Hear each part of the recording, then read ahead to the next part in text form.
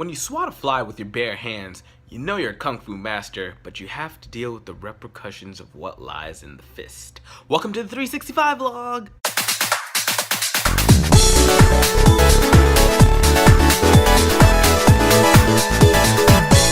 Hello people, today is June 23rd, 2016, day 175 of the 365 vlog, and we're talking about the good old Whole Foods.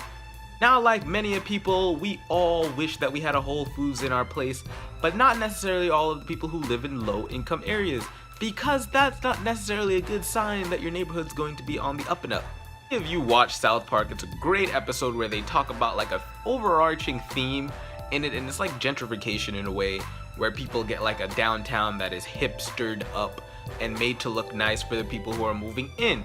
And one of the signifiers that your neighborhood is going to change is that you're going to get a Whole Foods, and this is the first step in a lot of steps of gentrification. Technically, the first step is just to make sure your neighborhood is a bad neighborhood, so all the property value goes down because a lot of people can't pay a lot of their mortgages or rent, and it's just a very unstable area. Therefore, people are able to buy that land cheap and flip it. So that's not the point of this. The real nail in the coffin for your gentrification situation is when you see the Whole Foods, because the Whole Foods is a signifier of the fact that your little mom and pop business or your area is going to start changing in many different ways, and it's gonna suck. It's gonna increase the cost of your groceries if that's your only supermarket in the area. It's going to attract a crowd of people who are all going to come and want to buy at that Whole Foods, who can afford to buy at that Whole Foods, which will in turn make it more expensive for other people because they're gonna have to compete with that Whole Foods and eventually get driven out and all that other good stuff. I'm not saying like Whole Foods is like the Walmart of the world. It is just a placeholder in the gentrification marker of your neighborhood that shows that you as a person don't have a lot of time left unless you get a better job, which maybe denoting the color of your skin hasn't changed for a while, and your pay probably not going to change. Even if you do have a college education, probably doesn't mean that much for various amounts of reasons. I don't think that is the end all if you see a Whole Foods, but if you see it in one part, it's definitely going to show up in another.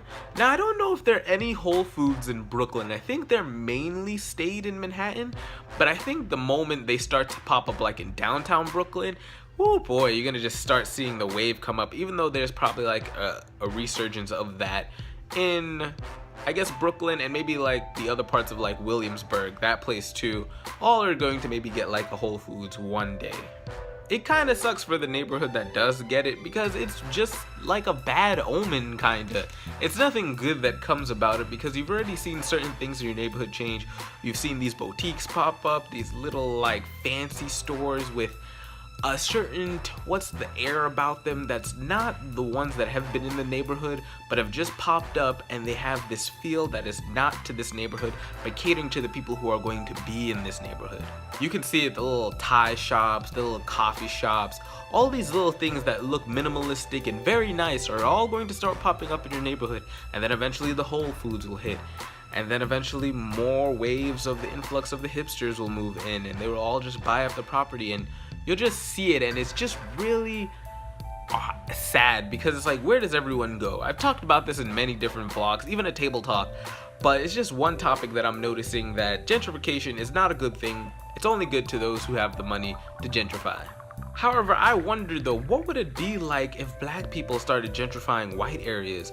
Would that be like some sort of like attack? Would the media rebrand it as something else that isn't gentrification?